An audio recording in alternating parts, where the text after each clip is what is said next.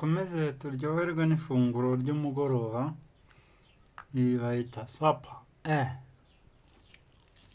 ngo iryoshye cyane cyane rwose,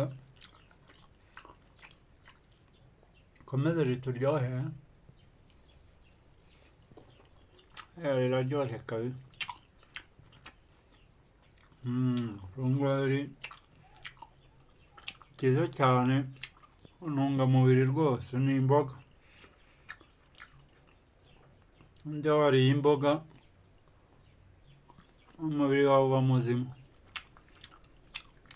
Turyoherwe hano kuri